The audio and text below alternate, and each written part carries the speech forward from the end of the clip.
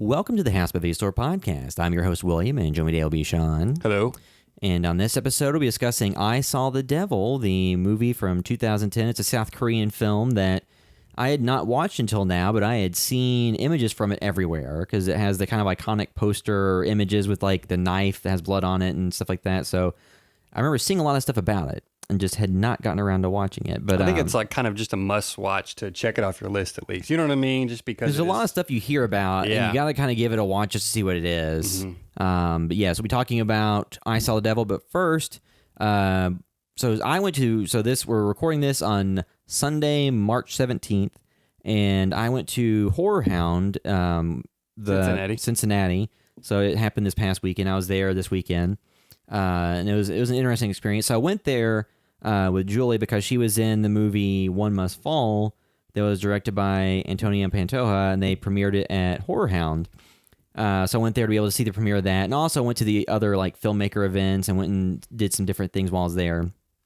And besides like watching them, and then Julie won the award for Best Actress at their awards ceremony, and the movie got a good reaction, and it was nominated for a bunch. Yeah, it was of stuff, nominated right? for pretty much everything. Yeah. The only thing it wasn't nominated for was like Best Short Film. So yeah, it's One Must Fall. It's doing the festival circuit now. So if you go to most of your horror film fests and stuff, it'll probably be at some of those or most of those. And the premise of the film, for people who don't know, is it's set in the 80s. I think it's set in 1986.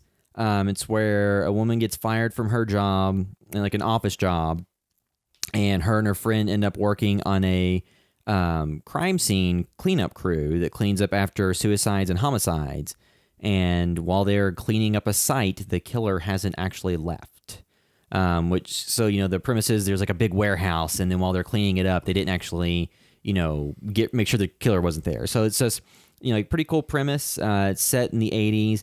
They don't lean like super too hard on it. Like there's some stuff that people wear like a shirt that's, like White Snake or something, or there's like a little ET stuffed animal or something, but that's like a smaller part of it. It's not like banging you over the head like Stranger, or like some of the Stranger Things clones. Yeah. Some of the lesser versions of that, or even Stranger Things had a lot of pop culture references. This doesn't have a Kevin Smith style 35-minute discussion about Star Wars. It's just mostly on the fringes.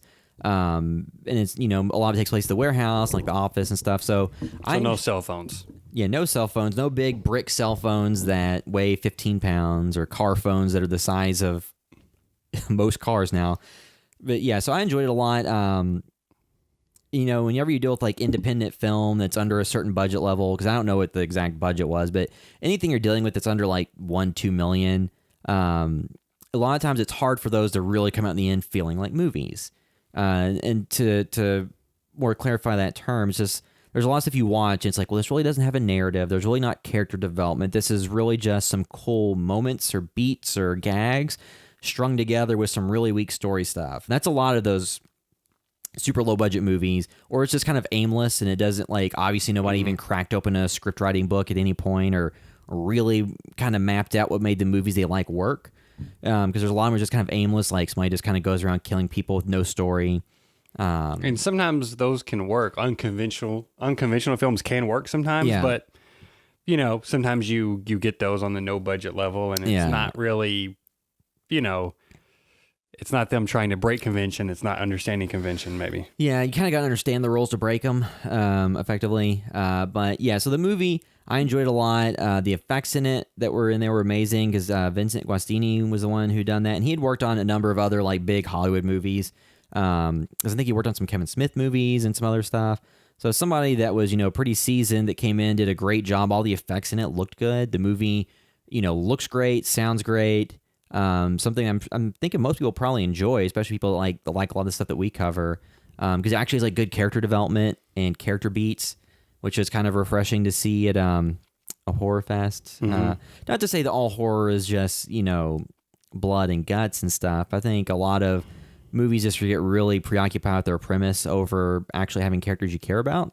Because, if stuff happens to characters, people in the audience are like, "Aw." Yeah. And that's what you want to see. And you're actually grounding some of the characters, like, with real motivation, kind of, like, laying out, like, here's why they would care. Here's why you don't want them to have something bad happen. Some of the basics you take for granted if I'm sure most people listening to this do watch low to no budget stuff. But, if you are a wide release audience only, stuff you may take for granted if you just see films in theaters at a wide release, and you're like, oh, wait, not every film has these basic things, Yeah, not every film hits all these marks because you don't recognize they're being hit because it's being done well. So One Must Fall is a movie that I enjoyed a lot. I think a lot of people are going to love this when it comes out and is available. I'm not sure exactly when they'll be because I think they're still going through distribution options and doing the festivals. And it's going to be premiering sometime here in Louisville too, right? Hopefully I can see it then. Yeah, they'll be doing some sort of Louisville premiere, and they're I'm not sure what all they're going to do. I know they had submitted to a number of festivals because there's some that might come through here, like the Days of the Dead in September. I'm not sure if they're going to submit it to that or not, or if they have. I love Days of the Dead, but they don't have. Well, the main thing that's a premiere screening room. If you deal with horror conventions, oftentimes it's a great convention space for vendors and all the different panels and things they're handling. Because it's usually at hotels or convention centers, but they typically don't have great screening venues. It's where they bring in a screen, they bring in a projector, and they bring in speakers, and they're handling it in a not film projection room. It's not in a theater. So that was the case at HorrorHound. Like, it was better than some of them I've been to. It was definitely like a way larger screen than the stuff that we had seen here locally in recent years. And the audio, like the speakers did sound a little bit blown out, so it was a little bit harder to hear some of the elements. That happens all the time at those, and it's such a bummer. And part of it is, too, if you're dealing with, independent films, and because I think they said they wanted a .h.264 file and not like ProRes, or basically not a super huge file that's like almost a terabyte for a movie. They wanted like the more condensed version that's, under 10 gigabytes. And when you're doing that and people aren't all mastering it to like the industry specifications or broadcast standards, you're going to have audio on some that are low and some that are high. So they probably set it where it fits most of them. And then some of them are kind of blown out because that's better to them than ones being too low to be able to be heard. I don't know. I mean, they did a better job than they paid more attention to that and cared more than some of the other stuff I've been to. But yeah, like I want to see it on a real, 4K projected screen with like the high end DCP copy or something where it's, the 4K version versus, seeing it on a projector at a convention hall. So I think they will be going to some more film-focused festivals, so I definitely look forward to that. And as there's more information on the release stuff, I'll share that because I think a lot of our audience probably enjoy it. But yeah, it's One Must Fall. And if you follow them on, they have a Facebook page you can follow to kind of keep up to date on what they're doing, what's going on, and see pictures. But yeah, so that was what, like, I went to the premiere for that and like some of the other stuff. I went to their filmmakers panel, or not panel, like their filmmakers gathering that was Saturday night, and I got to talk to Tom Atkins for a while, which was really awesome because he's like super nice guy. Because since Julie won the award, he was talking to her, and then we were all like this mingle thing where like all the filmmakers got to go and just hang out. And then later on, she went to talk to him again, so I went up there with her. And then at some point, like unprompted, he's like, "Okay, so who are you?" And like just like I introduced myself and like. He asked me my name and stuff, and we just sit there and he's talked for like 10 minutes. I'm like, well, this is awesome. That's awesome. He's just kind of enjoying it too. He's not, sometimes I get it. A lot of those people that go there, they make money and they get whatever, if they get an award or something.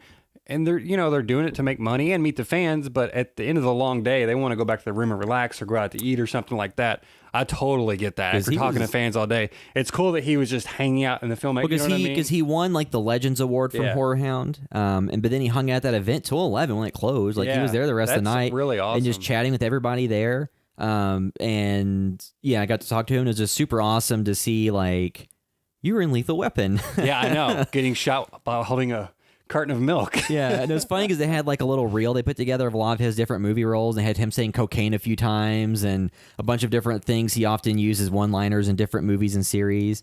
And they showed like for Maniac Cop when he gets thrown out the window. Oh yeah. So Night of the Creeps. We haven't covered that, have we? No.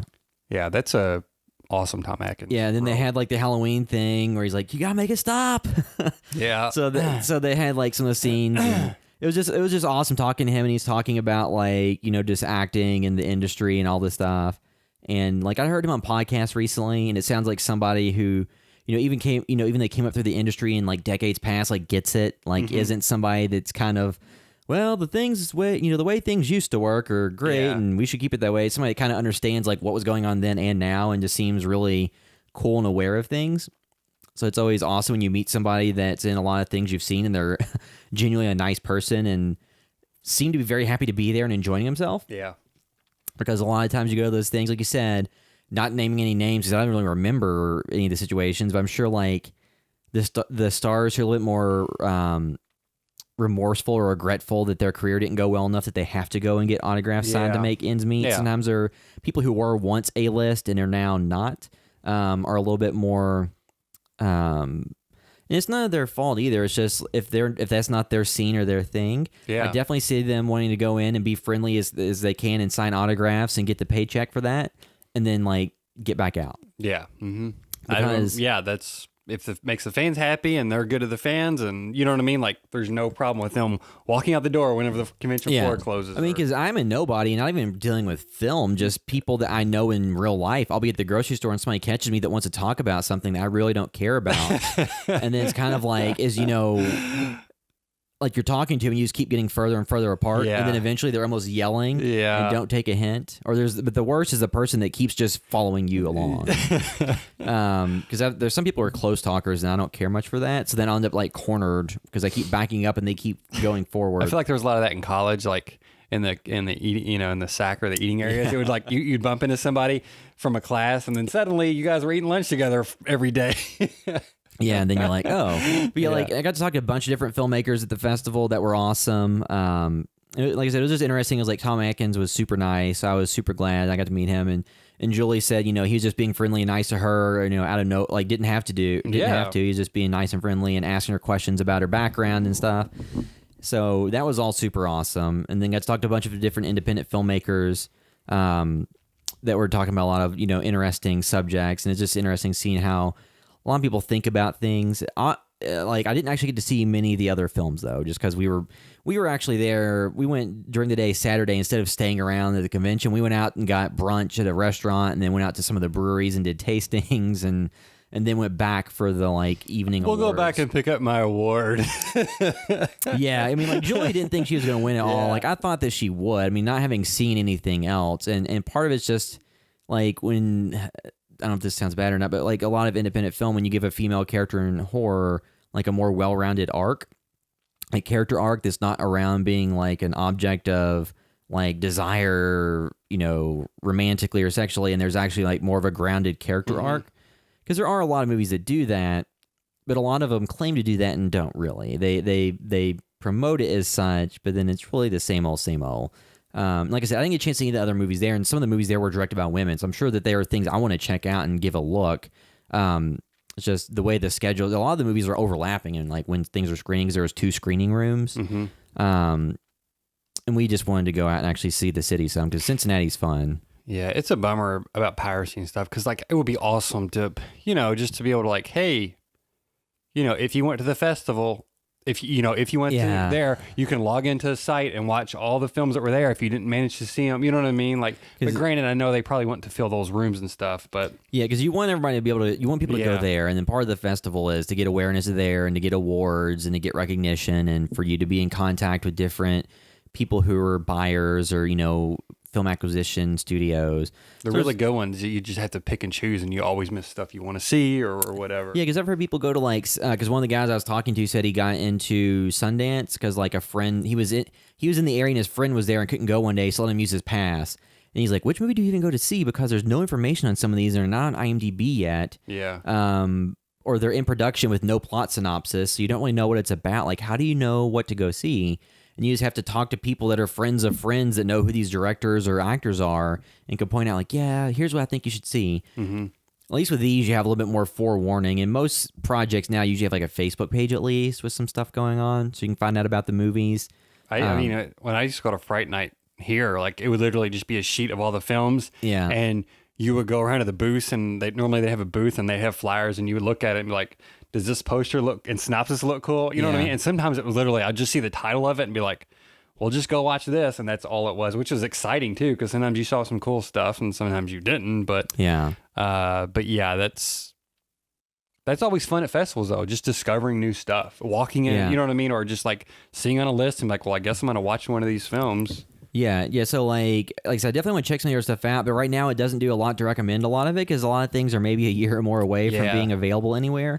because a lot of times stuff doesn't have, because part of the rules for the HorrorHound Fest is you can't have active distribution in place. So you can't have a movie that's like on disc available for sale everywhere in order to be in competition for their awards. It has to be independently produced, so it can't be, a studio film or something like that. And it can't involve any of none of the cast or crew or producers or anybody can include people that are part of like the HorrorHound team.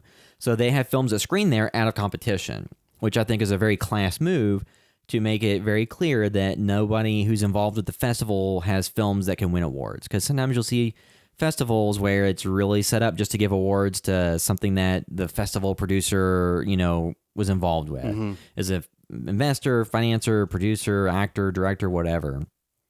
So I'm not sure which ones that would even be now because there's so many festivals, but that was at least a class move to see all that. And they were, very gracious in how they handled everything. And, just really good experience. Got to talk to a lot of different people. Didn't really get to meet the celebrities or anything because I didn't want to pay because I don't really care. Like, I was nice. It was nice to talk to Tom Atkins in a conversational tone. It wasn't like paying for an autograph at a booth and like talking for like small talk for a minute. Yeah, I get it. Some people love that. I do it. I've done it before occasionally to certain people, but for me, I just don't want to stand in line all day to meet a bunch of people. I would rather bump into them. At least in that scenario, it's like we're in a room where it's all mostly filmmakers, so he assumes everybody's like on the same page, and it's more of like an equal or a coworker than it is people paying for your time. Yeah. So that was really cool. So that was something. Nothing against that at all. Not my scene. Because I really could care less about having autographs for most people. I'm not somebody who I really care about that. Like when I was a kid, I was at a NASCAR race, or like one of my relatives took me to one, and they bought me like the little checker flag because I wanted one. And then like we were waiting in line for forever because they bought my cousin one too. Then we got up to the front of the line. It's because one of the NASCAR drivers was signing flags. And then I remember making a big scene because I did not want my flag signed. I was like, no, I want it nice and clean and new. I don't want it written on. I don't know who this is. I don't want this. And then I remember the driver getting kind of snippy because I guess I was the first person that ever had that reaction. Yeah. I was like 5 or 6. Yeah. But I get a few sometimes, but it's been Carpenter, Bruce Campbell. Because I got that Bruce Campbell thing where I got to go up on stage and meet him for that Last Fan Standing. Like he signed like my Evil Dead Book of the Dead editions. Now I really didn't care about that. I mean, they're not in a special case or anything. They're still down in my DVD drawer. I was like, if I have to get something signed, might as well get those. Yeah. But I didn't really get a chance to see like other like horror stuff. We walked around the convention hall a little bit and saw like different people I've seen at different conventions a lot. But, a lot of the same booths. But yeah, like if there's more of the film stuff that we can actually find links to, where you can watch it or purchase it or whatever, I will put those in the notes. But most of the stuff is a while out from being able to be distributed. But so that was a cool experience. Do you know when the indie one is? The HorrorHound, don't they have a HorrorHound indie? Oh yeah, the Indianapolis one is in the summer, like July, because you all went to Days of Dead. Yeah, Indie. I'd never been to HorrorHound. I've been Days of Dead indie, and then here locally, and then Fright Night previous years and stuff, but never been to a HorrorHound. I've like almost went several times. I wanted to go this time, and then didn't put in my calendar, and then it's hard to get away with a 1.5-year-old at this point. Let's see. So it's gonna be. Doesn't say. So the HorrorHound Cincy is supposedly the biggest horror convention in the country, and they said that HorrorHound Indy is like the second largest. And I would believe it. Like, it was a nice setup. It was bigger than some of the stuff I've been to locally. Just because it was like the Sharon Mill Convention Center in Cincinnati is a little bit nicer and larger than some of the hotels they've had stuff in locally. Mm-hmm. But Louisville just had the renovations done to the convention center downtown, so I would assume stuff would go there in the future because that place is nice. But it's also probably expensive. If the conventions can handle it. Yeah. But I mean, they had those Comic-Con ones, Comic-Con style, just, you know what I mean? That seemed to support it, or at least support it before. So, Yeah, so like I said, because of that, I didn't have a chance to do much this week because I was getting ready for that, and I was just busy with work and had to get prepped for everything and find time to even watch I Saw the Devil, so I didn't really get a chance to do much else this week. I mean, for me, just to keep it short, I recommend Killing Eve. I might do that. I might start just like, okay, what do I recommend? You know what I mean? Or recommend Killing Eve. It's on Hulu. It's a BBC America show with, actually, I can't remember her name now. The lead actress was on Grey's Anatomy. Sandra Oh. Yeah, Sandra Oh. I was drawing. Like she won for. She won a. Oh my gosh. An Emmy for this show for Best Actress. But it's essentially it's kind of, I don't want to say two leads. Like she has a team of people. She's part of a team that is trying to find this assassin. Yeah. And they're trying to figure out, why is she killing? Who's paying it? Who's paying them? Who is this assassin? Well, the assassin is a female that's maybe like around 25 or so. And I just think one of the strong elements of that show, aside from how it's shot, the composition, all of that, is the first of all, her character is great. All the characters are, but also the assassin is a really great character. Yeah. You spend a lot of time watching her side of it as well. And she is very much somebody who, she's a psychopath, because she's not just an assassin. Like she enjoys it as well. Yeah. And they do that thing that Rian Johnson talked about wanting to do for Last Jedi, was to get the two, to get the protagonist and antagonist talking. And same as like Silence of the Lambs. You know what I mean?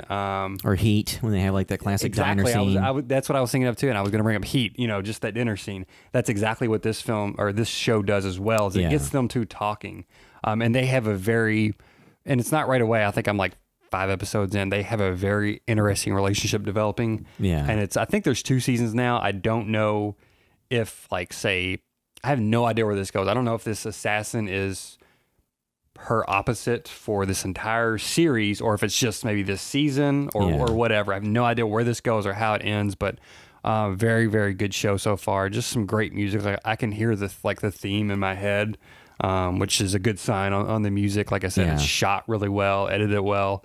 It's great. I highly recommend for, it's in the vein of like not quite, but a serial killer movie or show, something like Silence of the Lambs or something like that. Or Mindhunter. Yeah, it's it's funny as well as serious, but it's very funny at times, but pretty dark. And her, like, the assassin character is very fun because she's just so, she's insane, but she has a lot of fun being a terrible person. You know what I mean? And it's like, oh, this is a terrible person, but like you kind of like her only because she's just like messes with people so much and stuff. I don't know. I just love the villain in that show, and obviously that just makes things so much better when you've got a great villain and somebody to go after, and they have such an interesting relationship seeming to develop in that. So highly recommend watch that show. At least the first season's on Hulu right now.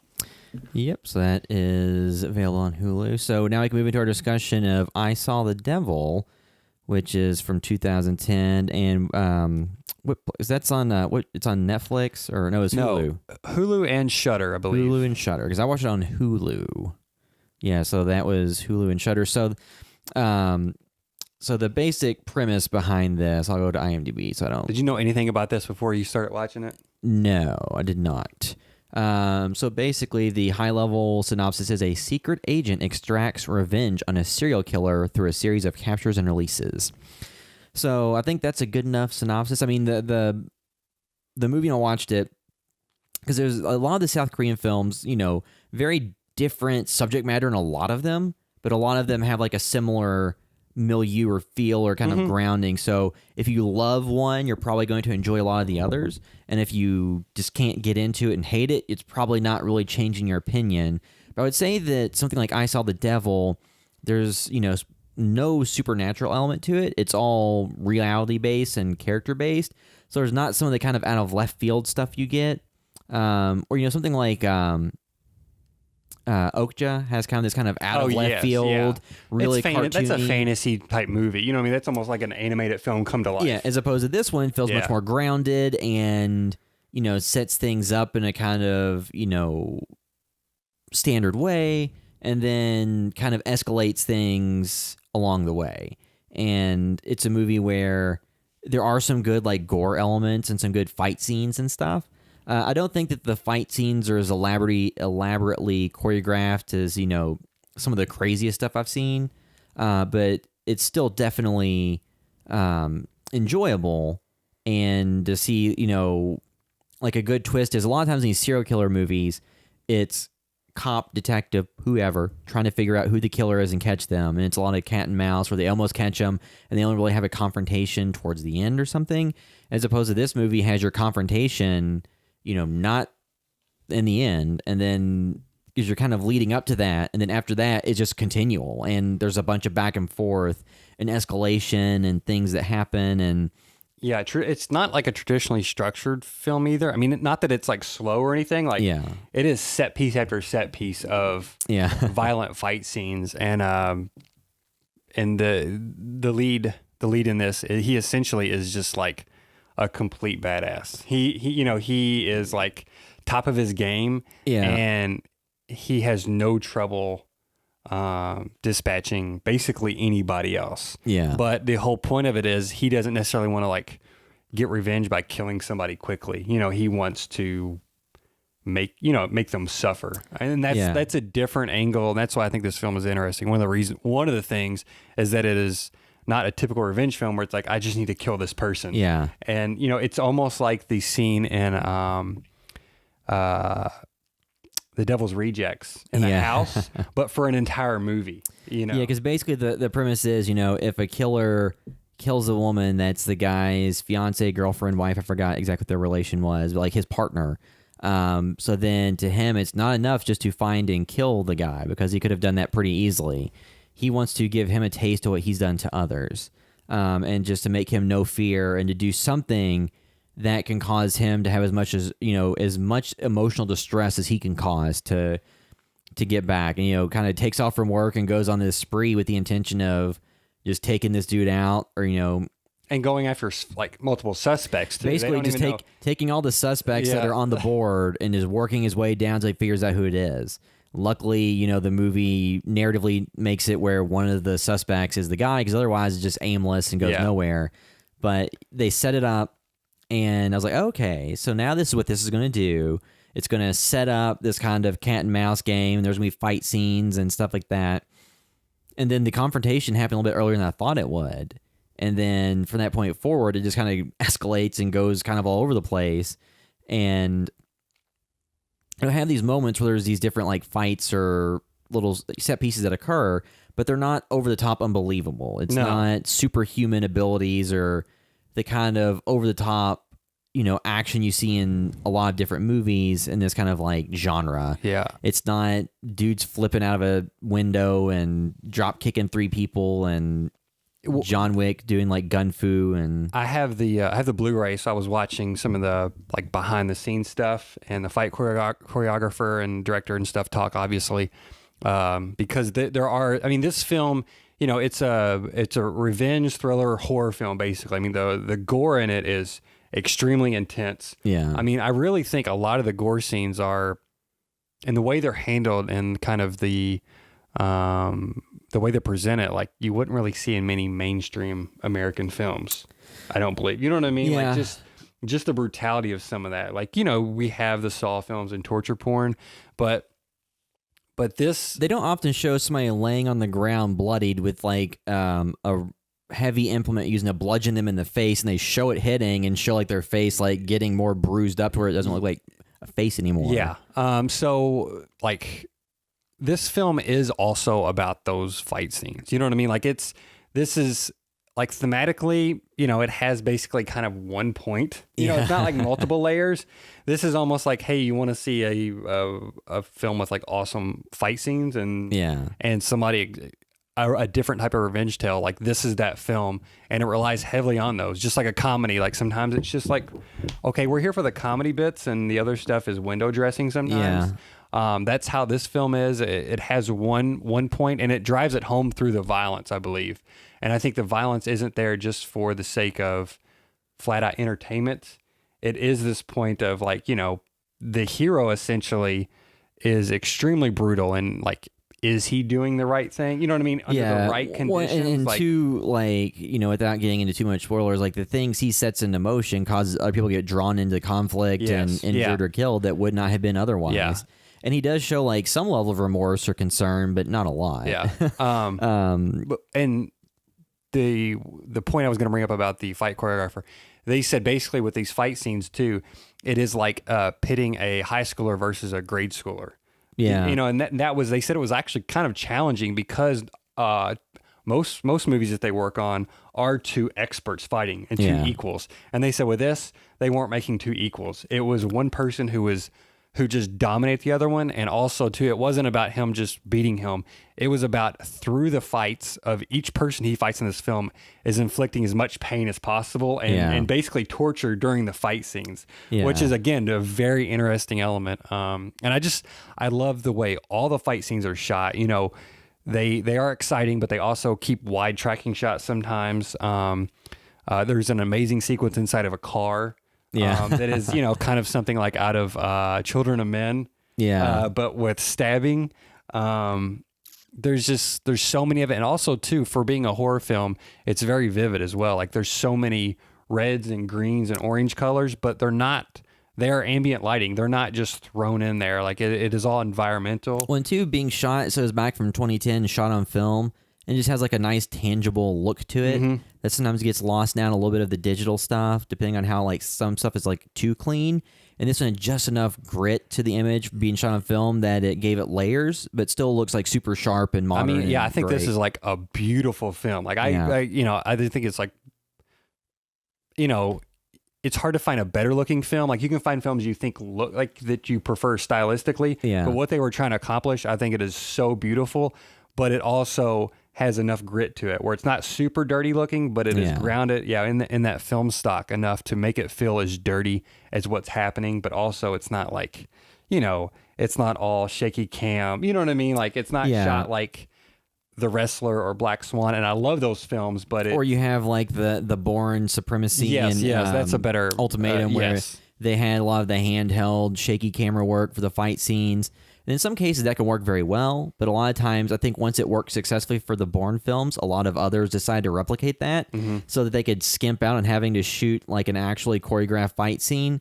And it tells in the films that do it poorly. But like with this movie, it's all very clear what's happening. They set up stakes. And like you said, the interesting thing, a lot of times in these types of movies, it's that the killer is the expert and the most dangerous person in the film, and then the hero is barely surviving by by the skin of their teeth, and they're the ones who's barely escaping and getting out. And you know, even like Die Hard, like John McClane is kind of outmatched for a lot of the movie and barely survives and gets injured throughout, and he's on the defensive and all this stuff. And granted, that's a team of people versus him. There's a lot of movies where it's like the lead character is barely surviving every scrape, and they have a lot of noble failures. You know, like Indiana Jones, there's a lot of noble failures, and then because if you take Indiana Jones out of that first movie, Raiders of the Lost Ark, the movie ends the same way regardless. They open the Ark and it kills everybody. But still, it's about the journey of getting there, and it's so there's a lot of fun in that. But this is like putting Neo up against a bunch of regular serial killers. I think that's part of the problem they had with the Matrix Revolution and Reloaded or whatever. Or no, was it Reloaded and then Revolutions? Is that Neo is so overpowered, they just had to come up with ways to take him out of it.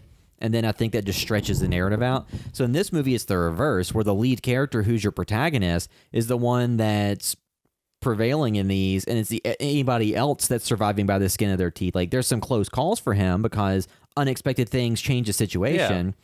But for the most part, like he's in control most of the time, and he's not the one that's being pursued. Like him versus the lead killer, if they're out in the middle of like an open space, the guy stands no chance. Yeah, he could kill him probably in 15 seconds if he want to, but the whole time he's just trying to inflict pain and again just make him suffer. But it is also about the lead killer basically being such a broken person that it's hard to make somebody like that suffer. And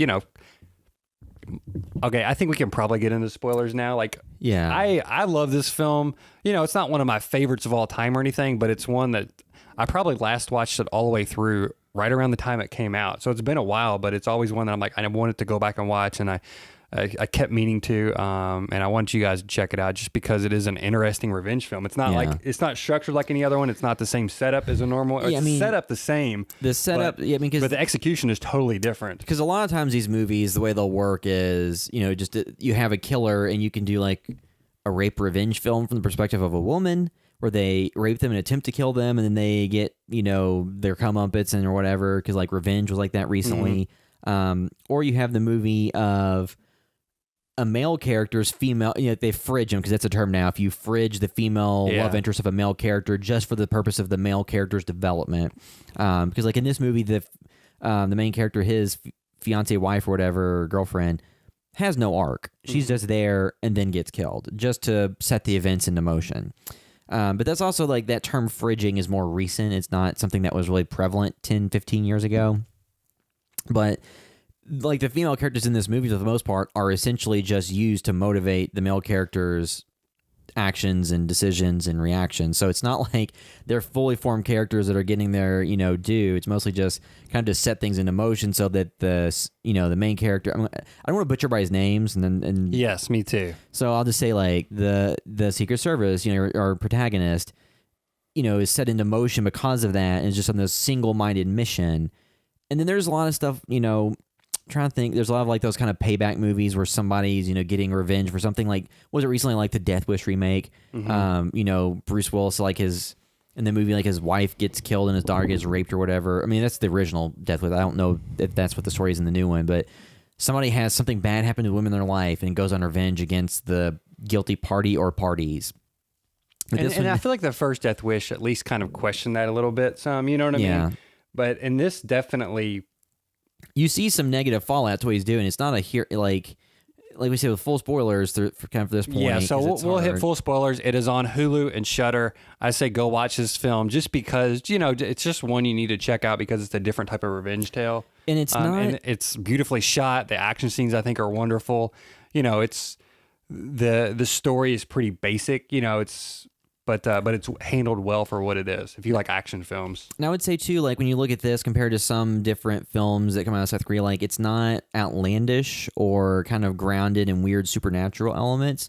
Not to reduce entire country's output down to a few movies, but this is one that's a little bit easier to get on board with. It doesn't, like, there are some things that happen to like women or male characters that are pretty gruesome, or could be disturbing to some. But it's not like a torture porn film for the most part. It doesn't really go so far that you're just vomiting at your seat or something. It feels like a lot of the stuff is relatively quick and it's more implied than shown when it comes to like the really bad stuff. Most of that happens off camera. Mm-hmm. And it just has like those visceral like fight moments and stuff. So it's not... I'm trying to think like comparable like films you might think that it's similar to. It's not really like reveling in the exploitation the way that something like Devil's Rejects did, or something like the Rob Zombie movies, or a lot of like the Saw films and those and then that ilk. It's not really reveling I think in thematically. So just to start dipping into spoilers, thematically, I mean they even explicitly says I was wondering if the subtitles were different on the Blu-ray because I bought the sometimes they change them. I had the Blu-ray, and it's like was the translation more nuanced or is this kind of the exact? Is this the best translation of this? But essentially, they bring up to him or they talk about him going after it and saying like, is now he is becoming a monster. He is turning him into a monster. And I think it's very on the nose and they basically explicitly say it like twice. So it's not like anybody can walk away from this and say like, oh yeah, that was great. He like did all those violent things to everybody. I'm not saying that people are innocent at all. There's some terrible people, like the worst serial killers in this film. They stack the film full of them. But I feel like it's also good that this was kind of on the nose so nobody could walk away from it. Like somebody may walk away from like Death Wish saying, oh yeah, I should get my gun and go, you know what I mean? I should go kill some criminals. Like they specifically say, yo, he is becoming a monster. Like don't be this person. His single-minded goal of not just find, because he could, if his goal was just to find the killer. So, when he goes through the suspects that are laid out to him. He could have find the killer and take him to the police. So you know what I mean? The suspects that were laid out to him. So the first suspect he abducts and tortures, and apparently the guy committed other disconnected murders to the one that he's trying to figure out what happened, but he like destroyed the guy's crotch with a wrench and stuff. So if somebody's like a murderer or rapist, I really don't care what you do to him. Yeah. Granted, the way he acquired that information was definitely not lawful, but so he like just destroyed the guy and made him turn himself in, or else I guess he would kill him. Something about beating the hell out of his ball sack with a wrench. Yeah. And then the other guy, like the second suspect, he knocks off the motorcycle and I guess it just kills him. I think that's I love that sequence and that shot. Like that always stuck to my head of just that first person perspective of the car. Because, like, not that you ever want to do that, but you always thought, man, I could just roll this guy over. Like, you thought, like, what if I would accidentally do this in real life? Like, when people are in front of you, like, if I didn't stop, I would crush this guy. Well, it's the perspective of the car, and he just bumps him, knocks him off, and then runs up and kicks him in the head and just starts wailing him. Yeah, and then he goes to after the third suspect, and that's the actual, he hits bingo and finds the guy that actually did it. Yeah.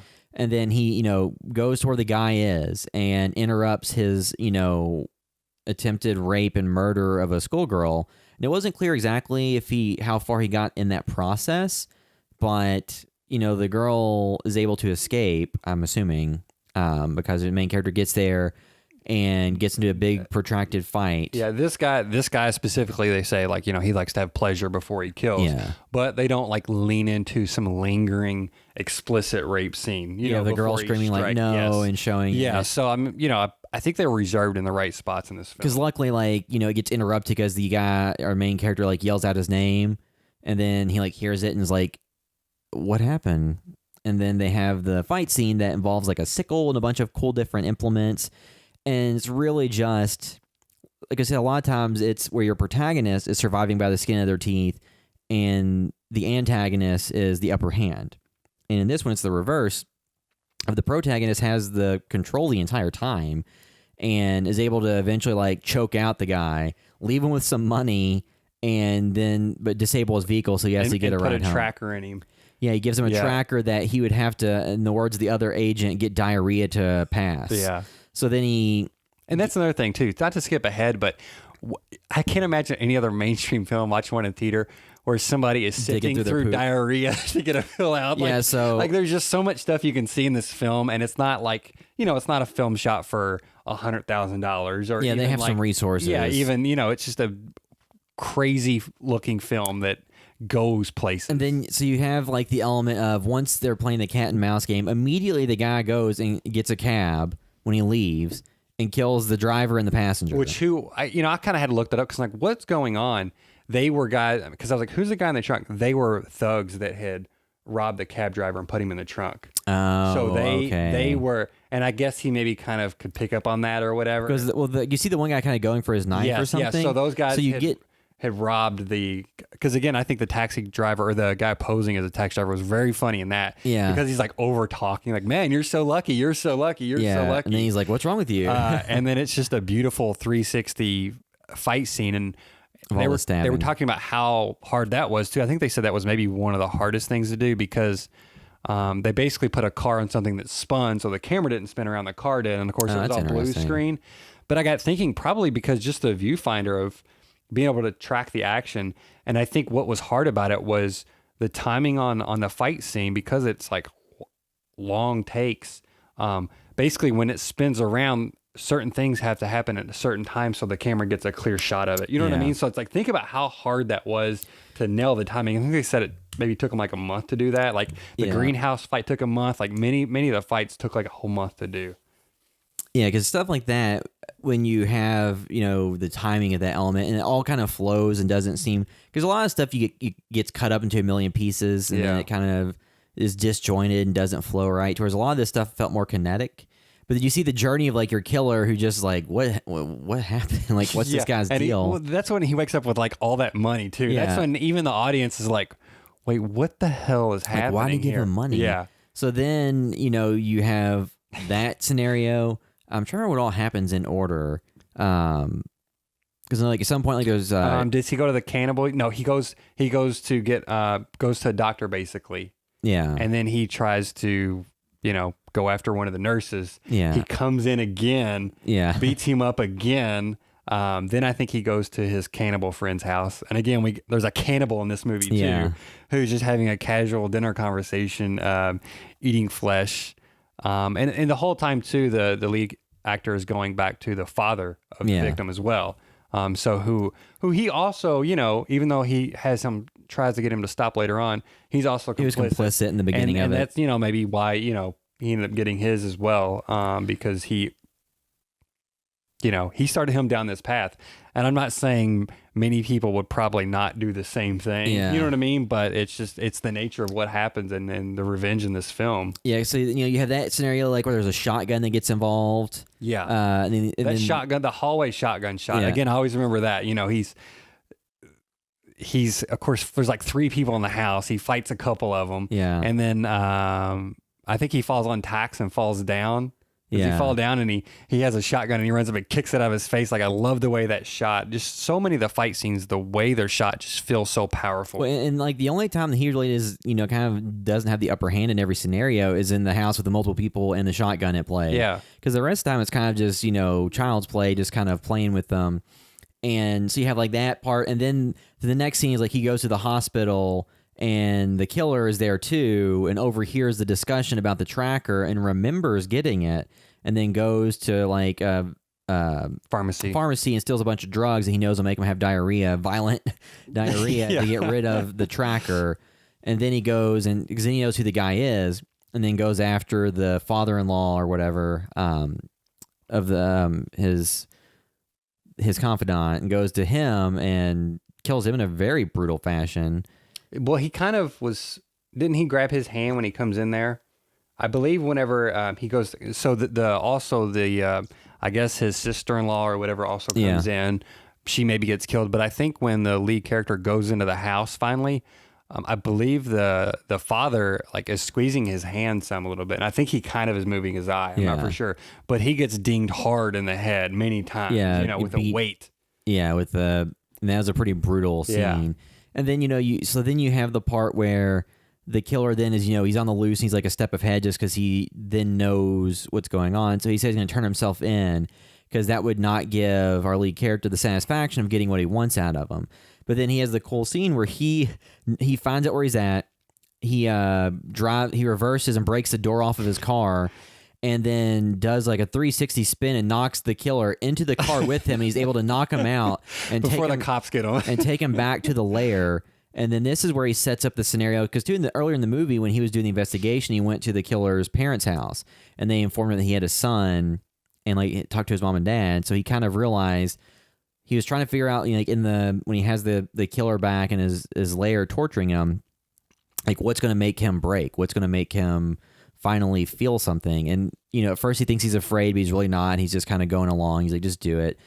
So then he had invited or called his mom and dad and son to come there, and he had set up a contraption on the door. So if they pushed on the door hard enough, he had the rope in his mouth with the handle that was to a guillotine. And if they pulled the door hard enough, it would pull out of his mouth and the guillotine would fall down and chop his head off. And if he wasn't able to hold on to the rope, chop his head off. Mm-hmm.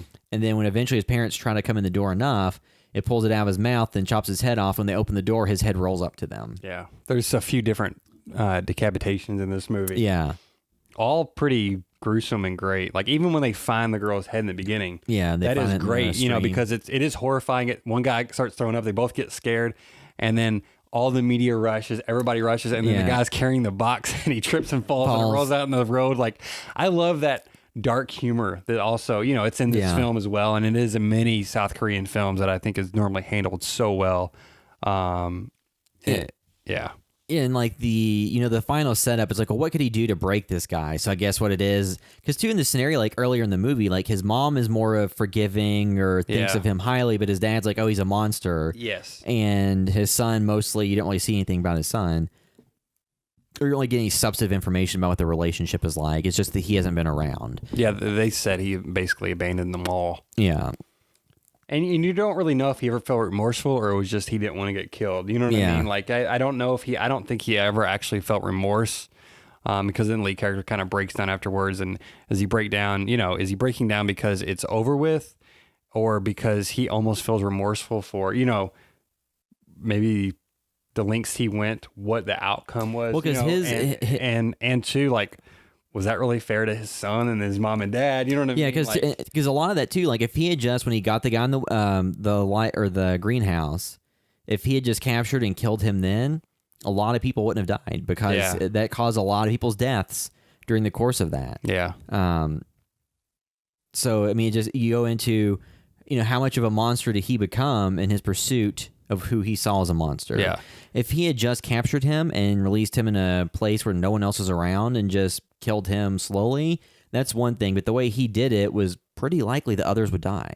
And I think that's where, I was kind of bringing up the point earlier. I didn't go into it because we weren't talking about kind of the ending and stuff, but with the point where the brutality of the film and what the links they go to show how brutal he is and some of those things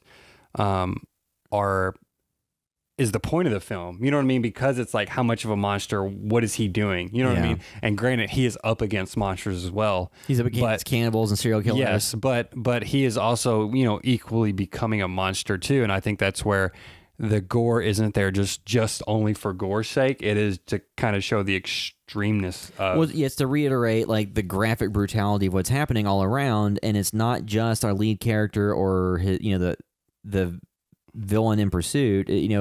There's innocent people that get drawn into it needlessly, and in the movie, like he knew, like essentially, I guess that when he goes to the greenhouse, that this guy has kidnapped this girl. He could have went a little bit quicker to try to make sure that no actual rape occurred, or to make sure the girl was safe. And it doesn't show you what happens after that. Like, I'm sure the girl would be thankful that someone stopped that from happening or going any further than it did and letting her live and escape. But, like, would she give them information on who it is? Like, at a certain point, the police know that he's doing it. Mm-hmm. Yeah. I mean, like, who else would it be? Like, somebody gets killed and their significant other is a special forces agent, and they start getting some suspects ending up dead in very brutal fashion or confessing. And so there's just a lot of stuff going on where it's, at the end of the movie, it's like, oh, well, he was wrong in how he did it because he caused other innocent people to die. And, you could argue, like, how far he went. Like, if somebody actually is, like, a brutal killer like that, I think most people probably don't really care what happens to them. Like, yeah. I mean, like, Ted Bundy, when he... If I don't want to generally say most people, but there's quite a few people that will be okay with that if they were known to be guilty, without any doubt at all. Like in Texas at some point, like, there was a story where there was, like, a girl that was sexually assaulted in a barn by like a person that came onto their property, and the dad walked in on it and just beat the guy to death and got acquitted by the jury. Yes, yeah. And I think like most people's reaction, if somebody's like an actual terrible person, they don't really care what happens. Yeah. Mm-hmm. But but the fact that he let the guy go back into populated areas, not knowing to what lengths the guy would go, because at the end he does tell the killer that he did underestimate him. Mm-hmm. But it's just like in how little the guy cared about stuff and how willing he was just to kill anybody that got in his way. And so just by the virtue of what he did, he caused a lot of people to die. So I think, part of the takeaway is don't lose yourself to vengeance and violence and to all this over the top stuff. But the overall movie has the entertainment value of one of the few times you get to see the outmatched killer against the top, skilled protagonist. Because a lot of times, like, we've always talked about making different genre mashups. Like, what if you had a Hills Have Eyes, Texas Chainsaw Massacre-esque movie where the protagonist is actually like a certified badass? Mm-hmm. That flips the script a lot and makes the movie a much different movie. And which is kind of the last half of Death Proof, and why I like that.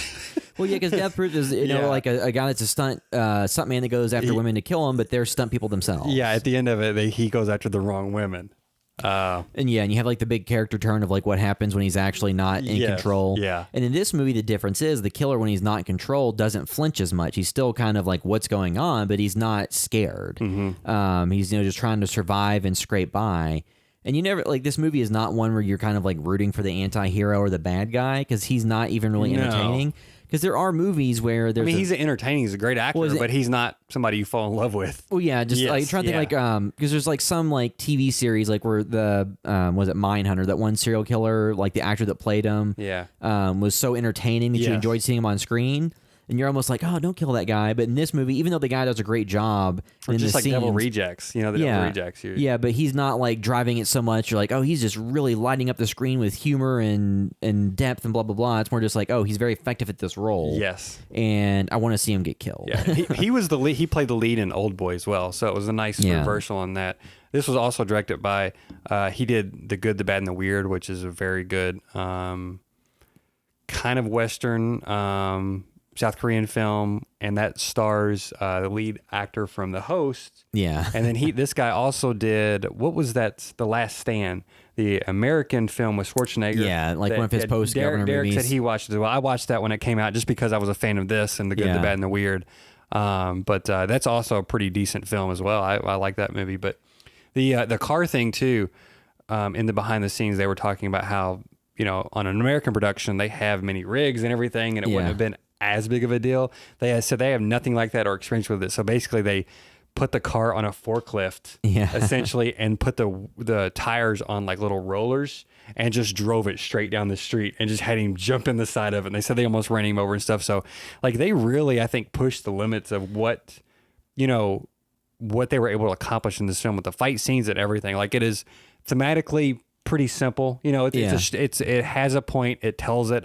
I don't feel like, there's some things to debate about it maybe, but it is not at least from my perspective, an overly complex film. Yeah, it's not leaving you guessing what happened. It's very upfront with what's occurred. But it is like many action films, you're there for some of the action as well. You're there for visceral thrills. Yes. And the movie does deliver those visceral thrills, and things feel just more gritty and I keep saying the wrong words. I'm really tired. It's very gritty and grounded and more realistic. Even though you have a guy like do a 360 and knock a guy into his car, at least it's not like those movies like where Bruce Willis like steps out of the car walking forward shooting. Wasn't like one of the Red movies or something. I didn't see Red, but he did ride that rocket in Die Hard 4. So ride this aircraft, jump off the Harrier jet and stuff.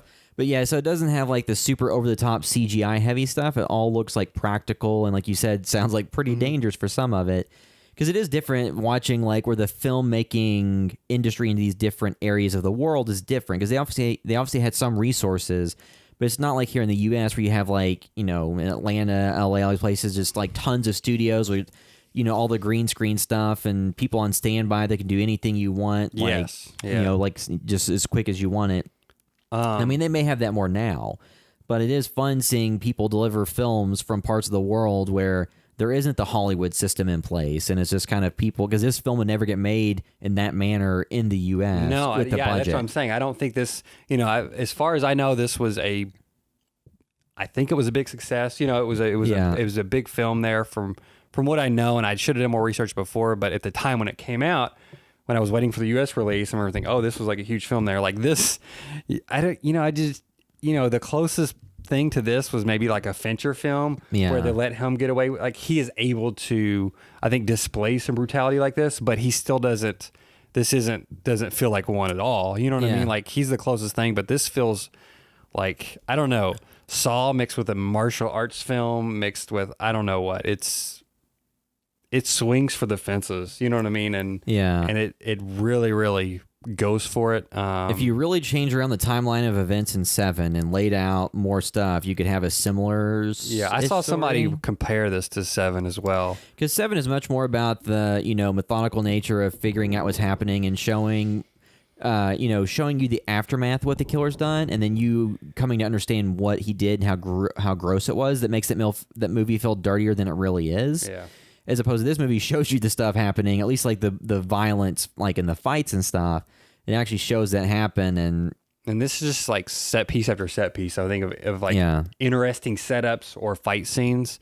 But it does feel unconventional just because it's not that normal arc of the journey to finally get revenge. It's like, no, the whole film is him succeeding in getting revenge until he's not, only because of things going awry. I don't know. I don't have a whole lot more to say about it. Yeah. I don't think I have too much more to say. Like we laid out like everything that happens in it. Yeah. So it's one of those things, like you said, hopefully you watched it on Shudder or Hulu or purchased it on wherever. One other film that I do want to recommend that feels like in this vein of South Korean films is called Chaser. It was on Netflix, probably back when I got Netflix streaming. I didn't actually rent that one from a store, but the cover is somebody's face and kind of a hand through an eye. Yeah. I don't know if you've seen that before, but I think it's somewhere. It's on Shudder probably still, or maybe on Netflix or Hulu. But it is also a revenge film. I think it's a former police officer who turns like basically a pimp I don't know if it's one of his prostitutes or somebody gets killed, and he goes on. So he has the skills because he's a former detective. Yeah. And he goes on revenge. But that film feels, when I watched it, I'm like, I like this film a whole lot. It's not like one of my top South Korean films, but I think that's a good recommendation because it feels a whole lot like an American film. Like, you know what I mean? It feels like it has an American flavor, and the pacing, the way events unfold just feel in a more traditional fashion. Because of that, it's easy to swallow, and it's just very entertaining and just very good, but it's not something that is, I think, especially weird, maybe like this film or like some of the other ones that are really standouts. But The Chaser is also one. If you like this, go watch The Chaser as well. Yeah, I'm sad that Derek didn't get a chance to be on this episode because I think this is more up the alley of stuff that he could get behind or enjoy. Because some of the other South Korean films we've covered were a little bit like the subject matter is a little bit more obscure, where he wasn't able to get in it as much. As opposed to this one's a lot more straightforward film that doesn't feel like you need as much of the cultural grounding to kind of really understand a lot of the stuff going on. Because, the host, I think, requires a little bit more of just like getting into the culture of what's going on to understand like the kind of the milieu and like the family dynamics and stuff.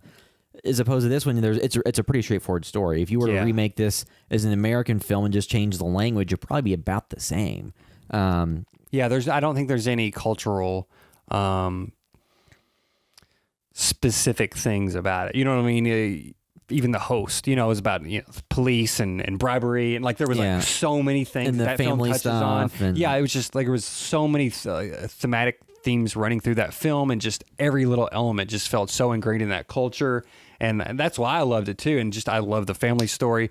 This is a straight out revenge thriller told in an unconventional way, or at least the unconventional structure and kind of what's happening. Yeah, I mean, like the only thing I can say that, like the negatives is it does kind of follow the tried and true format of a male character jumping into action after a woman is raped or murdered.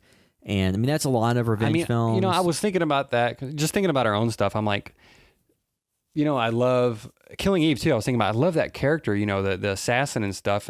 But we know there's not that many female serial killers. Like, you know what I mean? There's like the movie Monster, Charlize Theron. There are, but I mean, the majority of them are males, and it's like, and unfortunately, the majority of the victims are females. You know what I mean? Like that's because like that is the nature of reality. What was that Copycat? Like when Sigourney Weaver's character was giving the speech or the lecture about how most serial killers are white men between 25 and 45 or whatever. I know it's a trope, but it's because it mirrors reality. I mean, unfortunately, yes, there is a lot of violence towards women, and that is used to set off a lot of the different stories. And this movie at this point was 9 years ago or 8 years ago or whatever. And probably shooting a year or two before that, so being shot over a decade ago.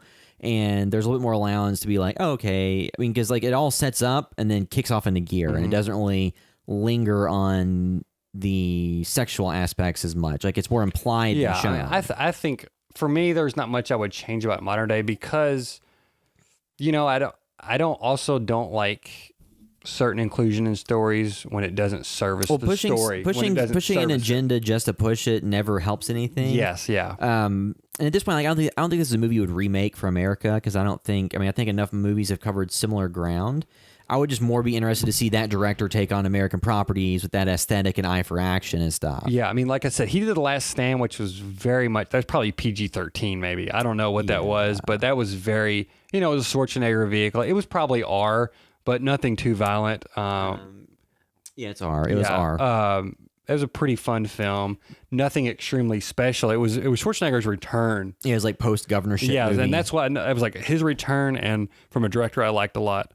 But he is doing The Wolf Brigade, which is based on Jinro. I don't know if you've seen that. I have that anime. It's from '99.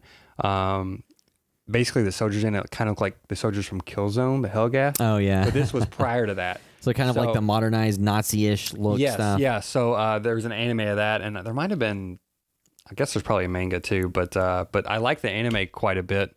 But anyway, he's doing a live action version of that, which I think should be pretty good. Actually, it may be out now. Yep. There's some 5 out of 10s here on IMDb.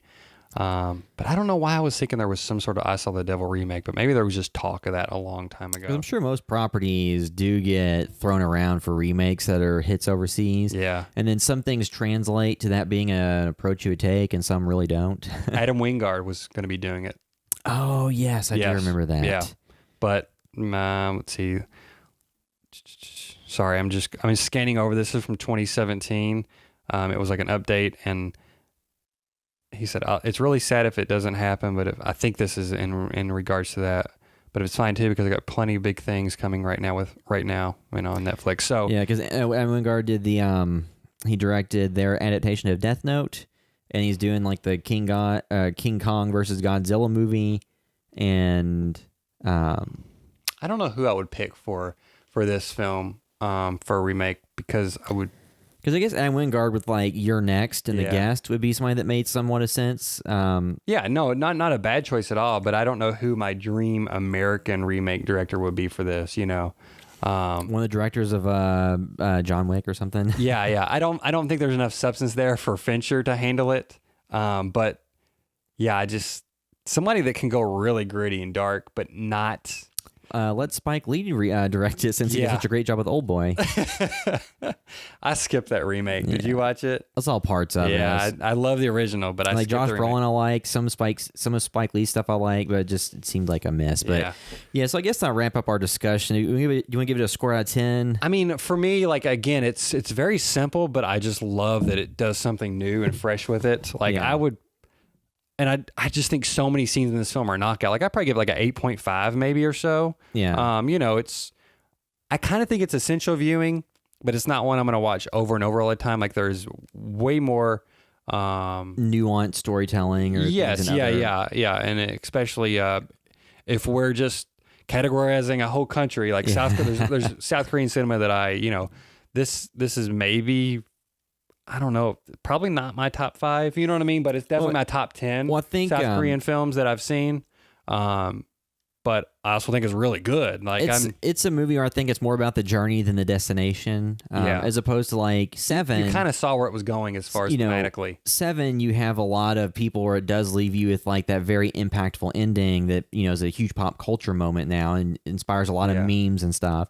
As opposed to like with this movie, the visceral action leading up to the conclusion is what you remember more so than how it ended. Yeah. I mean, I did like the ending, but I did forget how this ended. Yeah. In my mind, I remembered a lot of the hallway with the shotgun scene. I remember some of the car scene. I remember the greenhouse probably the most. Yeah.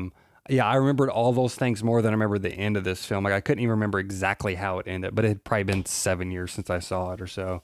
Yeah, so I guess me giving it a score, I give like a 7.5. And like the execution was excellent. Just the story was pretty bare bones, and didn't leave you really to think about a lot. It was mostly just what you saw was kind of so crazy and well done. It was unique. I think it's a unique thing. You know what I mean? Yeah, like it's pretty unique, and that's why I value it pretty high too. I haven't seen much like it. Yeah. So that'll wrap up our discussion of I Saw the Devil. Doing Us next week. Yeah, the new Jordan Peele movie, the follow-up to Get Out. Also, too, there's aside from that, great buzz about Pet Sematary from South by Southwest. I know sometimes that can get blown out, but it sounds like everybody is at least giving it a thumbs up. Yeah, because Us has gotten a lot of positive buzz. Pet Sematary's gotten a lot of positive buzz. So it sounds like there's some big horror this year that should be quite successful because there's a lot of movies this year that are pretty highly anticipated. Yeah, I mean, with It, with the success of It, Chapter 1, you would think Pet Sematary is going to do pretty good. Yeah, because I think that's going to do well. And that's a movie that I think a lot of people from our generation really liked it. Even though like it was successful at the box office, it's just some of the reviews from the time weren't so great. But I think that its status is enough that people know Pet Sematary, even if they don't remember the movie. Because I think it played on like USA or Sci-Fi like Channel. Every day. The sequels played on Sci-Fi a lot. I think, like the Edward Furlong one. With, so there's just a lot of. That's how I watched those films. I didn't watch it in entirety until recently. Yeah. Because I'd just seen so much of it, like parts of it, so many times. So yeah. Yep, so that'll conclude this discussion. So if you're listening via iTunes, you can do us a huge favor and leave a review. That helps other people find the podcast. And if you're enjoying the other stuff we're doing, go to houseofastore.com to find links to all of our social media accounts, to Facebook, Instagram, YouTube, Twitter, and all that, and watch all of our short films on the site. There's a short films drop down that will take you so you can see all those. So keep an eye out as we try to work through some new projects and figure out what we're going to make next. Because They Knock is out, and that was the past month or two, and all of our other old shorts are up there, so you can check all those things out. And then if you want to find us specifically on the internet, you can find me on Instagram at @TheWilliamCaps. And I'm at Blevin Sean on Twitter. And that'll wrap up this episode of the House Buffet Store podcast. Thanks for listening.